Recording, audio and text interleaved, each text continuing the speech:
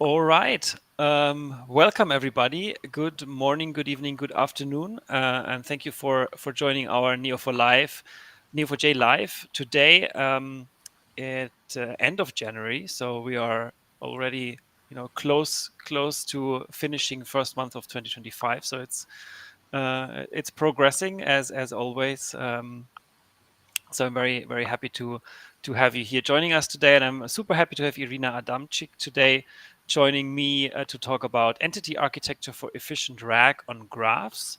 Hi Irina, how are you doing today? Hi, Alex. I'm doing fine. A little bit nervous, of course. I'm very happy to be here. Thank you for having me.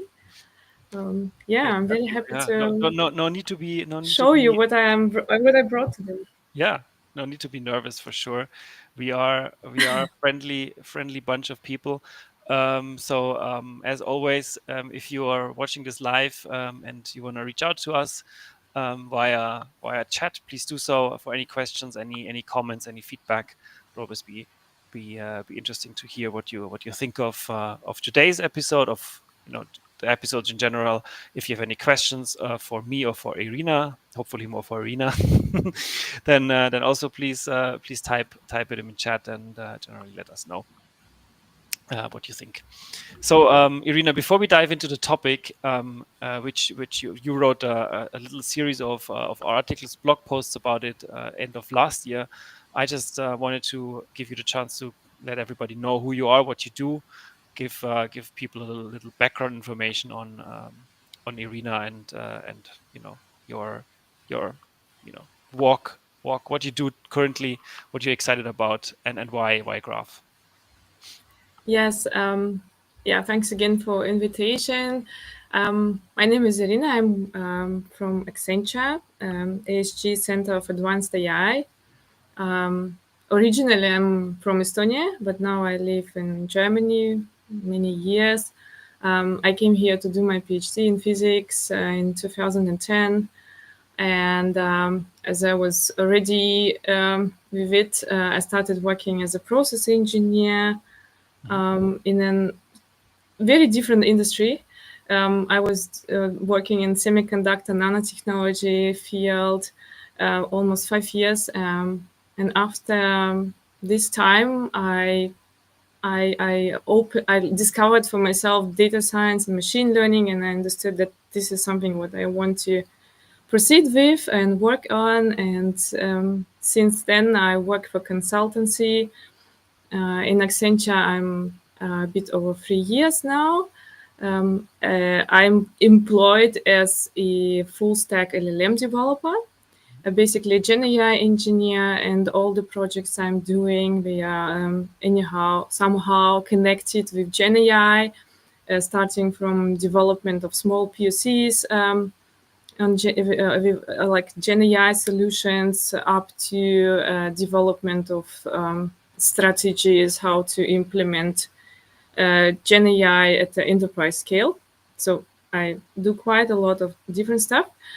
And beginning of last year, I was working on some interesting POC, and I thought something didn't work well as I wanted, and then I thought that maybe I can try graph. And I started exploring this topic, and I came across to the very new feature by that time, Neo4j, that I could now have embeddings in my graph, and I have vector indexes. And then I started exploring this topic, and since then, graph became a big part of my work, and I'm very passionate about developing it further. The POC I was working on basically led to development of this methodology, which I'm going to present you today. I've built several POCs already using this technique, and I'm happy to present it to you and answer all questions as much as we can do it in 1 hour here. Very cool. So that's cool. So you have some background in AI, and I have to ask this: how much has your how much has your work changed, or how, has your work life changed in, well, in the last 1.5 or so years, with everything around AI kind of like exploded. This whole Gen AI thing all of a sudden was everywhere, and Exactly. yeah. That's the case. It's really changed everything because by chance I got to the Gen AI project very early, like November 2022 was the 3.5 GPT was out, and I think after like around 2 months I got to my first Gen AI project. We were working with Microsoft directly even on this project, and this, as I started it, I understood that this is something what I want to proceed with, and starting from this project now on, I'm still working on Gen AI, and this is such a fast developing field, and there are so many interesting things happening all the time and proceed happening, and I also part of it, and I'm so proud of it, and I'm very happy to do it. Yeah, the life has changed. I was a data scientist before, now Yeah. I'm called Gen AI expert. Yeah.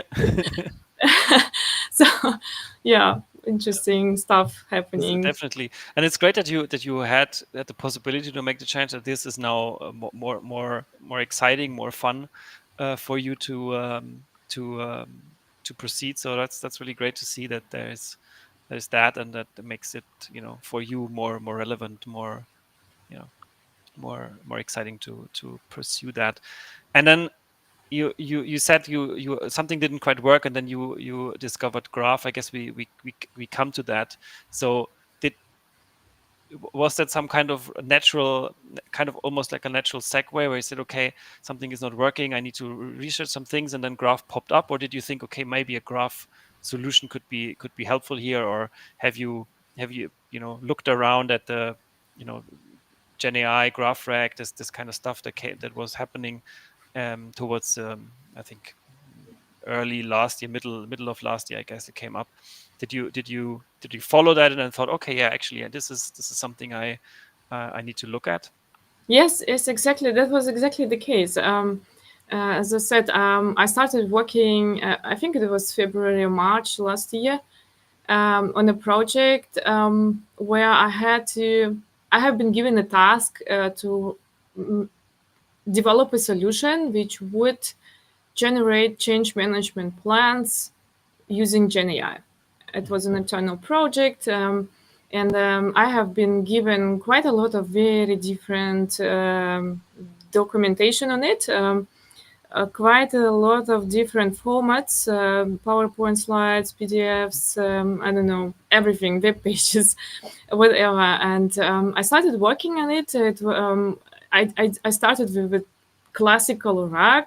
I built up a vector database and started testing it, and I understood that nothing kind of works well because it's a little bit of mess if you do retrieval on and also how to put it all together, how to organize it in a way that you can really utilize. Especially in my case, I had to build tables, I had to generate plans in a very structured way, and I really bumped on the problem, and I was sitting and thinking, okay, what shall I do now?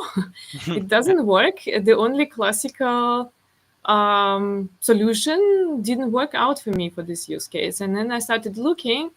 Yeah, and I bumped first of all on Microsoft GraphRAG article. I have it in my slides also, and I started reading that Neo4j by this time had a very new feature allowing you to have a vector index on the graph, and I thought that I mean, it was a more or less R&D project. I had the possibility to try things out. I asked my management. They said, "Okay, go for it." And this is how it all started, right? And but the story I have in my slides, which I'm going to tell you how it's actually all evolved, right? Yeah. So Cool. because I did start it with Microsoft Track. Mhm. I tried it out, and then the fixed entity architecture was born, Yeah. which is a bit different thing. Yes. Yeah. Super cool. No, I didn't wanna take anything away from your latest slide. So I guess that's that's where we can go now. As I said in the beginning, if you have any questions, any comments, then let us know in chat. I will share the links you've written down. Two blog posts. I think they are already in the video description on YouTube. So if you wanna read up on the stuff that Irina wrote before, then you can do that already. But I'll give you the floor now. Let's talk about entity architecture for efficient RAG, or as you say it here, RAG on graph fixed entity architecture. Yeah, so I think I've did quite a lot of introduction already, so we can deep dive directly to the slides.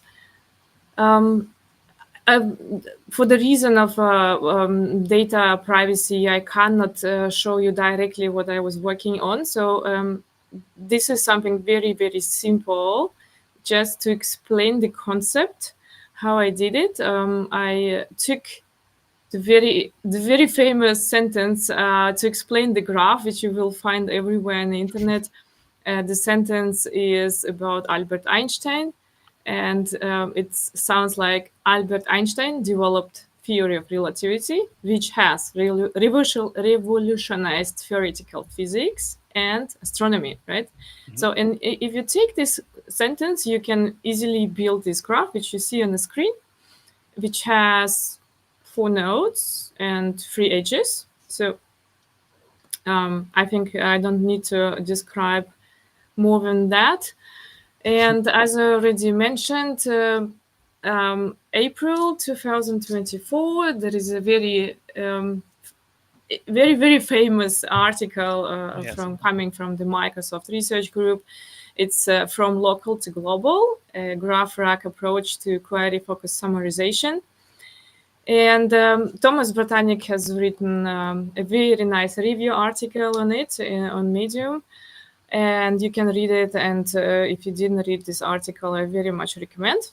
So by that time, if you said GraphRAG, everybody have been thinking about Microsoft GraphRAG. So, and that's why I did this presentation. I also presented it in Accenture once. I started with Microsoft RAG just to explain people, you see, what I did is something very different. And I first want to show you the difference between the two things, right? So what Mhm. Microsoft did, they took a very large text corpora from different domains, a lot of text, and we started extracting entities from the text using LLMs. Then we started summarize the entities to group them in the community, write the summaries of the community, and then you could do graph on the GraphRAG on these communities. So this technique is very cool. It's maybe, I don't know, maybe some like Google too kind of thing what you can build using this technique.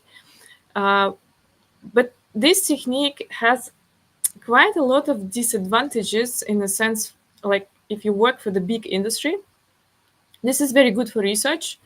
But for me, unfortunately, it didn't work out. And I explained why. Thomas Bertanic wrote in his review article is that even for such a small group, 13,000 nodes, we would require 29,000 LLM calls, right? Oh wow. So that's the problem. So this is where the problem started. And I started with this technique. I tell you very honestly, I did 2 graphs using this. I don't want to know how much my employer paid for LLM calls by that time, Hmm. because I had a lot of documents, yes. But this is not even all. Um, when the graph was ready, I had over 100,000 nodes and even more edges. And I sat and looked at this graph and I didn't know what I have to do with it because I had so many duplicates and it was such a mess. and I had a lot of space sparse data and incomplete information, everything. It was everything there. I started looking for articles. I saw that a lot of researchers are now writing articles how to deduplicate these things, right? So basically, people create garbage and then try to get rid of it. Yes. Yeah, so I sat down and thought, no, that, I mean, maybe it is the case for some cases where you have a lot of text like Microsoft did, and no doubt. But my use case was different. It was smaller, and I wanted to have the control. Yeah.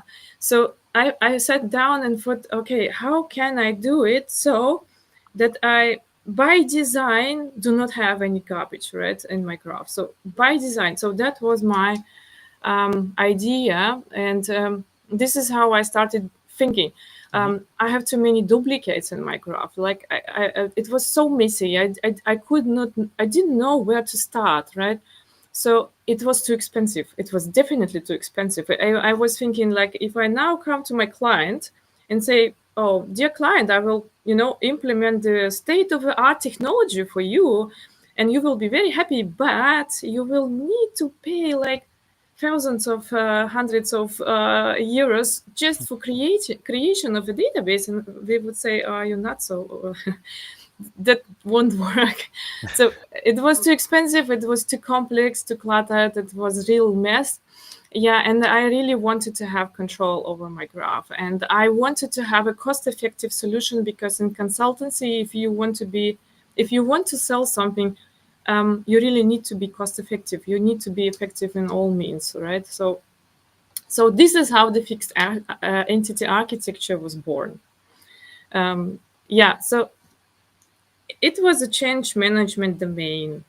I'm not an expert in change management, but I had two business analysts in the team who were, right? So I started thinking that I want to have it controllable, so I need a fishbone of my domain to be fixed, right?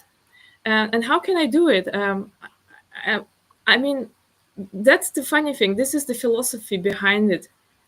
Many people who do something do not know what they actually know their ontology, right? Mm-hmm. So I took this business analyst, I put them together in one room, and I explained them what ontology is.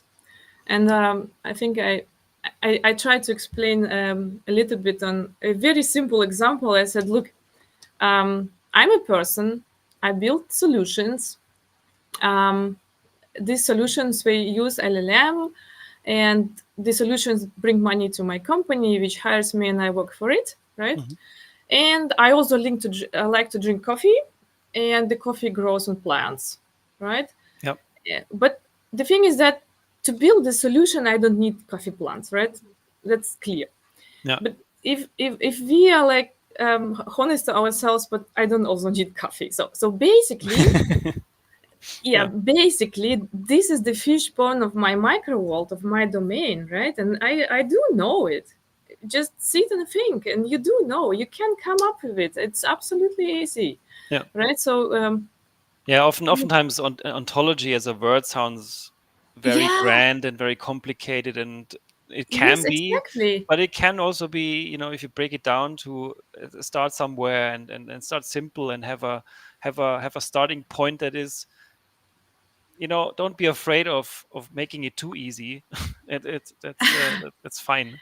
Yes, exactly. And I would even recommend to start easy. Mm. And that's the key, because the less ontology layer, the fixed layer, I called it fixed layer, the first layer, the less things you have there, the more control you have over it. You can add it later, but you know, be more structured, have this control. So we built this ontology as a first layer. I have put the descriptions of every entity inside the node. It was all embedded, edges, nodes, everything embedded with descriptions. And descriptions I also needed for the later thing, which I will explain. I just wanted to avoid asymmetry of the dot product. I mean, if you do the similarity search, right? If you do the similarity, you don't want to have a symmetry in your query and in your something what you compare with, right? So more or less you need to have at least one length of a text. So that's why it's very good to have descriptions on top. And one trick which I can tell you also, I have called all my first layer entities entity, and all the names of a label of the entities I put to the properties, because of one reason. Because if you build later on the vector index, you can build it only on one internal label.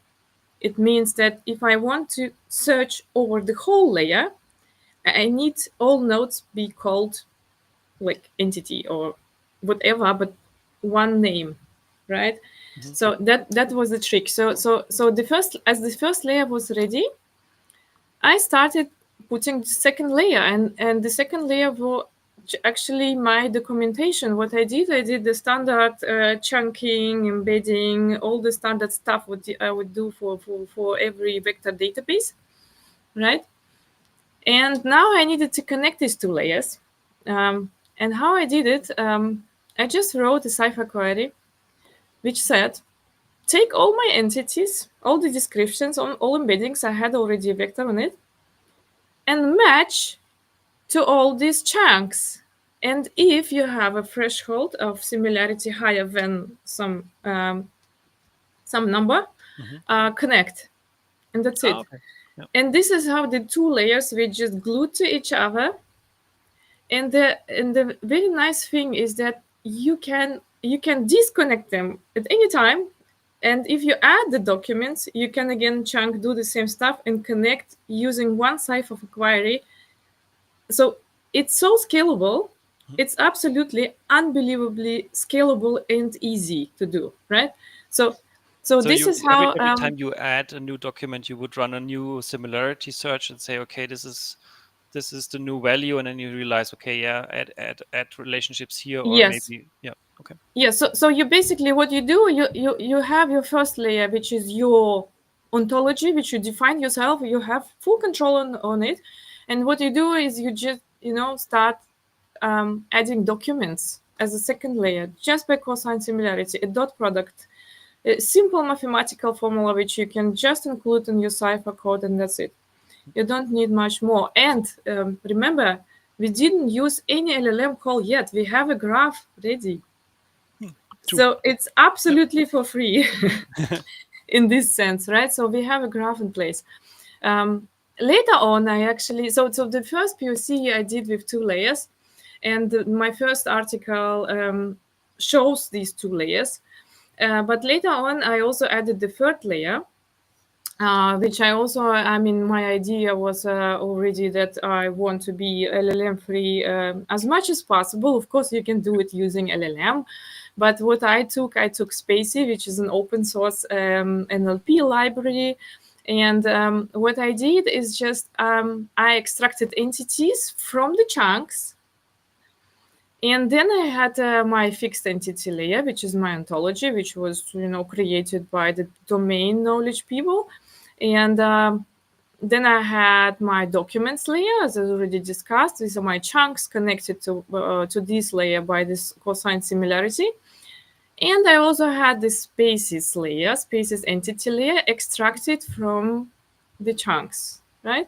And this all together was connected with this cosine similarity connection trick, right? So now I had three layers. This is, by the way, the example of the real stuff. Here you can see these purple ones. I don't know what are the pink, purple. These are chunks of your document. So this is one document. It starts here, and then every chunk is connected with next and previous edge together. And Yeah. this it kind of contains it's like a chain, right? Yeah. And these orange ones, this is my first layer. This is the layer of ontology, and you see this connection here. I have a property here called cosine similarity, and this is something what happens absolutely automatically. If I connect the layers together, I always calculate the cosine similarity. And if the cosine similarity was higher than my threshold, which I has hard-coded in the cipher query, it was connected. So this edge was basically produced automatically. I see. And this cosine similarity is always there. And what I did later on, I show you, I was actually traversing the layers and ordering by this cosine similarity. So I was basically looking for the stuff which is connected with the shortest path or the highest value of cosine similarity, right? So this is the example of three layers architecture. So the orange ones are the fixed entities. Then we have chunks of our documents, and then we have our spatial entities extracted from each chunk. Sometimes we overlap, as you see, which is a Yeah. nice feature, which is actually was intention to Yeah. have it so, right? So at the end, all these relates to edges are again having the cosine similarity property, which means it's all connected by cosine similarity method, right? So now we have three. So, and this is what I mentioned at the beginning. I always have one color for a layer because I call the entity, or I call documents, or I call space entities, and all real labels, all real names or properties, I put everything to the property because it gives me the possibility to build the vector index on one layer all over the layer.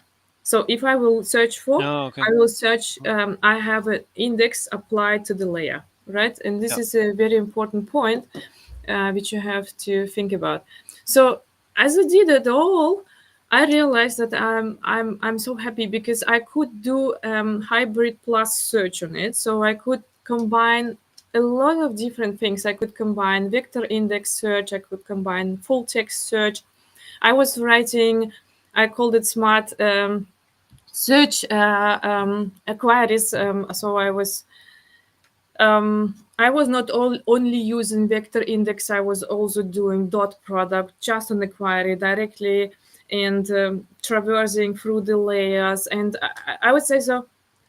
The fantasy how you do the search on this system has no limit. It's only your your personal limit of your Okay. fantasy, Yeah. because you can create so many different tweaks and tricks with all this combination that you would never ever be capable of doing that using some standard vector database like face and like open source. I don't want to do any advertisement for commercial ones. So right, so this is I don't go to the detail, but this is Yeah. one example how can you tweak your search. What I did is I took the query and I extracted the entities from this query, from this question. Then I extracted a subgraph on all nodes of all three levels using these entities. Of course. Yeah. So then I took only fixed entity layer from the subgraph, and I took and then I applied some keyword indexes on it. And then you get some answer. So what I only want to show is that you can really do a lot of different stuff depending on your use case, depending on what you want to achieve. I mean, text to cipher do not work here. I can tell you these cipher queries are extremely long and complex sometimes, but they do a lot of very smart stuff which really works, right? So Okay. Yeah. yeah, and just coming back to Microsoft GraphRAG, this is something what my colleagues were asking me, are you doing Microsoft GraphRAG? No, and this is very different stuff, and this is something that you really have to distinguish. So Microsoft GraphRAG is suitable for large text data sets. Like I said, we took a large text corpora. It's adaptable to various domains, so it actually doesn't it's not important what you have. You can take a text from everywhere, from the whole internet, and do it, right? Okay. But you come with a high computational cost, right? Hmm. Because you have a very heavy reliance on LLMs for entity extraction and summarization, right? So this stuff is expensive. And the fixed entity architecture has a very low computational cost. So basically, if you use Spacey, even what I did the whole graph for free. Yeah, I didn't use almost no LLM was involved in creation of a graph itself, right? So and yeah, so but you were working with a well-defined narrow domain. So this is which is most Okay. often the Yeah. case, by the way. So you always have like a use case, you have a domain, and you have experts in this domain. Yeah, and yeah, it requires prior knowledge of domain-specific entities of domains. I mean, you really need somebody who will create this first layer for you with descriptions, and then you can do a lot of stuff with it, right? Yeah. Okay, so here I wanted just quickly to show that having the fixed entity architecture graph, you can do more stuff. So basically, everybody wants to have reinforcement learning, but if you use like a GPT model, which is a general usage foundational model, you I mean you can fine tune it, but you don't want to do it because it's quite expensive. Yeah, so so basically you can't. And what I was thinking is that using the graph, you can have a kind of a workaround to make some reinforcement learning. So imagine that you have your graph, and this graph works just like a RAG retrieval for you, for the RAG system, and then your user gives you feedback like it's a good one or it's a bad one, and what you can do, you could actually write this feedback back to the graph. Yeah. You could create a fourth level, and just using the same idea of cosine similarity attachment of the layers, you could do it. And next time you could retrieve the best. You could put weights on it, right? You can put Oh, yeah. weights Mhm. if your user puts some scores. It's even better.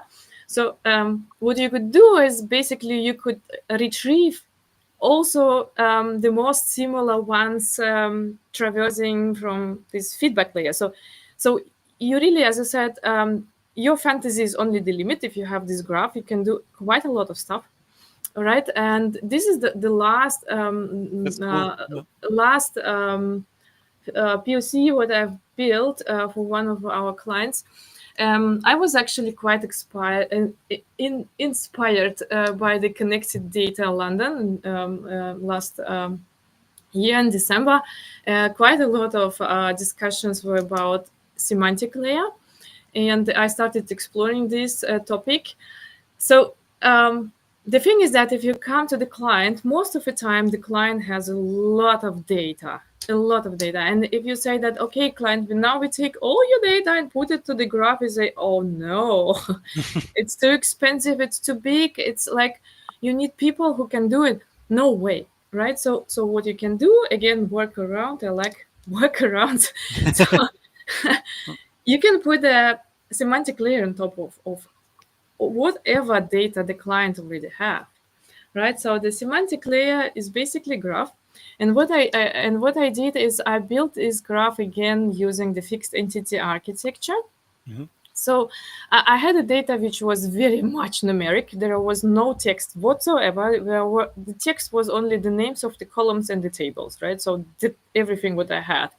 So so I created the layer of data schema. So this layer was basically only the table names and the column names, even they were connected to each other, right? And then I created again my fishbone layer, which is ontology layer, giving some descriptions and so on. And because this layer, it had no descriptions, like almost no text. What I did, I just again used my cosine similarity match trick and connected these two layers. And yeah, it worked out. I started basically retrieving the information on my data, sending it to LLM asking to create SQL. The SQL was created, then the SQL, then the data was retrieved from the relational database, and the answer was summarized and given back to the user. So what was done? User raised the query, and I vectorized the query, and I have the vector index on each of these layers here, right? Yeah. So what I do next? Using this layer, I match and extract most similar ontology entities to the user query. So I match this query to here. Yeah. Next, I take this layer, I match and extract most similar table and column names to the user query. Next, what I do the traversal.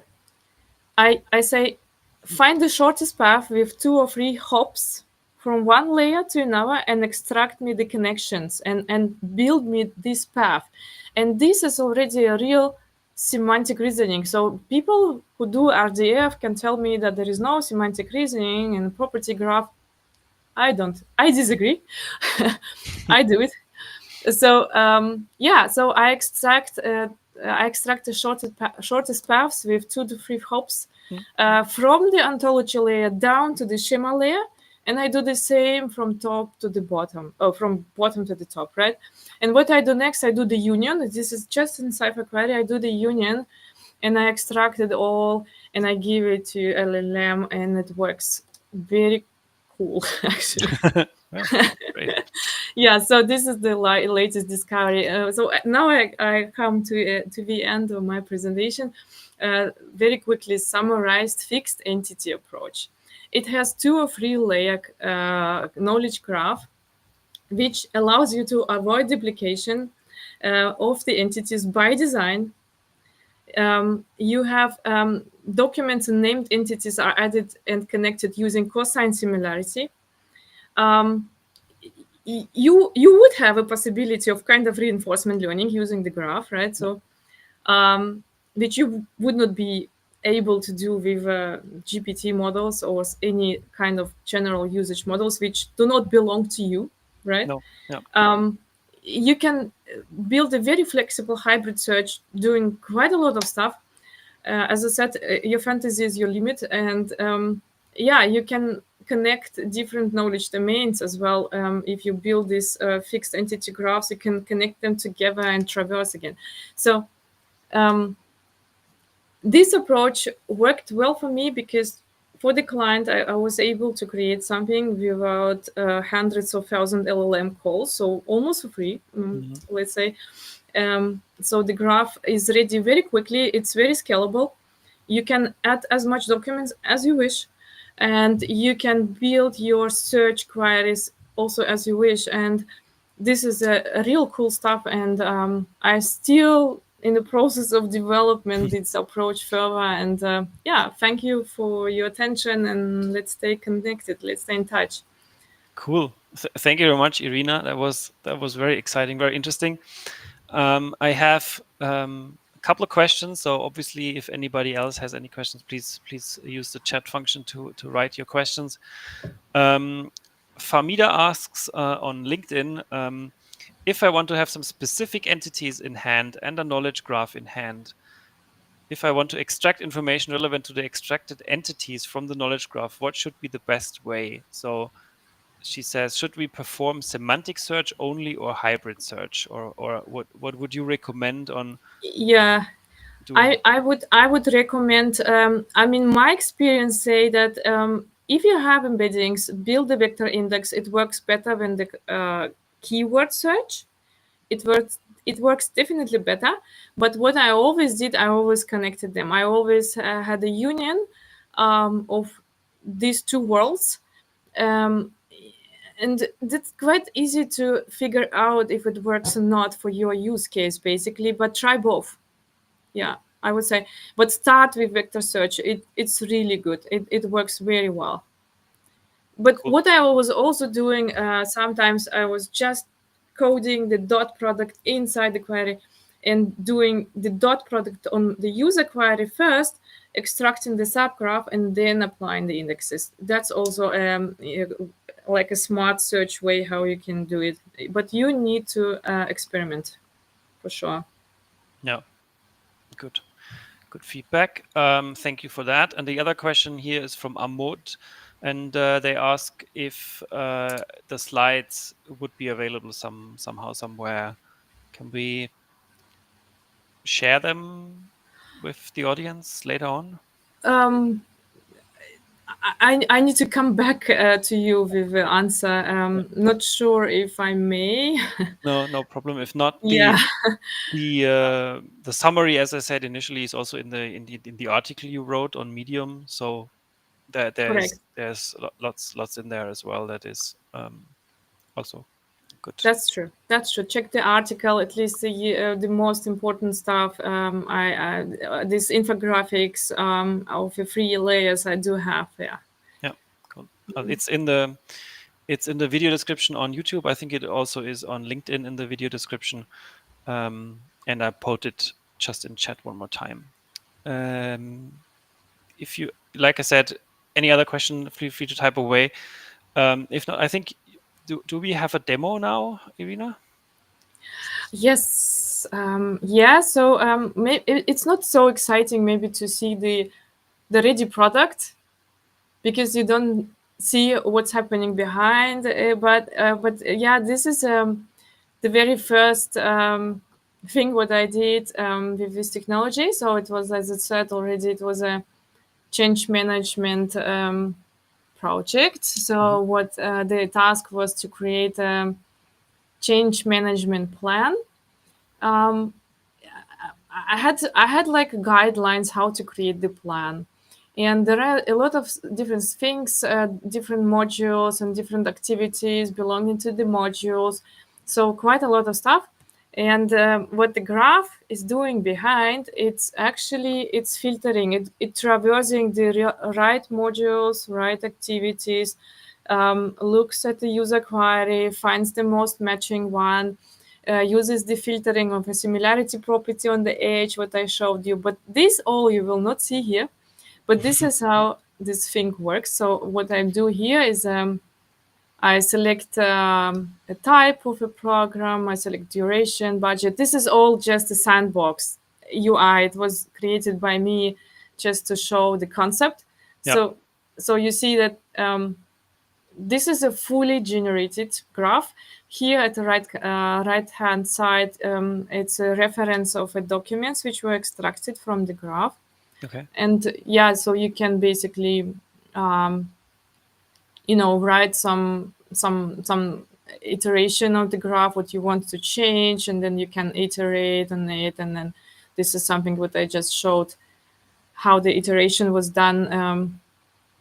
Yeah, so you cannot see probably much, but this is basically a working GraphRAG solution based on fixed entity architecture. What you see here, Very right? cool. So yeah, I cannot show you much more. No, that's fine. Sorry for that. Yeah. No, Um, I think today's session is a little more not saying it's generally theoretical, but gives you, it's more of a I would say, inspiration to everybody out there working with GraphRAG to see, what's possible, what's out there, different concepts, different ways of working with it. I'm definitely intrigued. I think it's a cool idea, and it also takes away like you said in the beginning, this deduplication process, the entity recognition step a little bit, is really hard, and it's really tricky sometimes to get to a right baseline, the ontology, the semantic layer, all of that is, if you outsource all of that to the LLM, it makes lots of mistakes. It is not really your domain. It's not really relevant to you, and it creates noise. And if you can take away that problem, and with your semantic, sorry, with your similarity calculations, and then the linking together, I think that's a great step. And then um, you get better results in the end, and it's good to try it out. So if you're working on a GraphRag problem, and you feel like, oh, this is a cool solution, let us know. Try it. Give us let us know if you did it. Let Irina know if you tried it out and if this helps.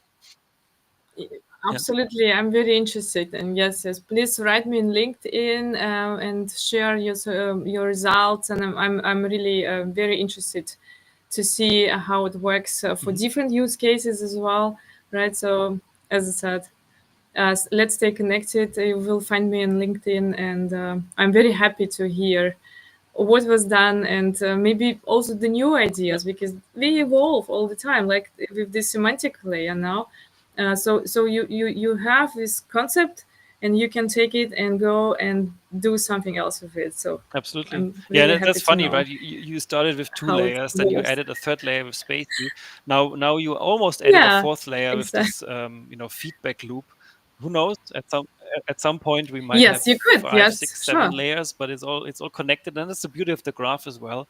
You can expand it, you can add to it, you can add more knowledge to it, and it becomes even better. So it's not a problem. It is even enriching the data more and gives you better results in the end. So it's really good. Cool. I think with that, we are at the end of today's presentation, today's session. Before I let you all go, I'd like to let you know or highlight upcoming session. So on the 28th of January, so in next Tuesday, I'm having Quinton Rosil join me about taming LLM hallucinations for medical Q&A. So maybe even it's a good segue here because of the problem of the duplication and noise. So it will be interesting to see what he's gonna share about his story, about his journey, and how to make a medical Q&A chatbot system. We still run our Neo4j developer survey, so if you are interested in giving us feedback, then please let us know through the link and through the QR code. You can follow the step. And if you want to know more, if you want to continue now with a GraphRAG application or with something else in the Neo4j world, then here are a couple of links that are interesting and helpful, we hope. Graph Academy to learn stuff, Neo4j Aura free. It's our offering for a graph database as a service, so you don't have to install anything. It just works. And more stuff from the Neo4j community is on our community page. We have a Discord server, we have a community forum, and much more. So let us know. And obviously, if you're watching this on YouTube, if you liked it, give it a thumbs up. Let us know that this is worthwhile your time. If you have any feedback, any comments, put it in the video, yeah, in the comments, in the chat comments, and yeah, for that, thank you already. And with that, end of the session today. Thank you very much, Irina, again for presenting today, for writing the blog post, but obviously also for taking the time today and showing us through the interesting approach of your GraphRAG architecture. And thank you everybody for watching. Have a good rest of the week. Thank you. Thank you, Bye. Alex.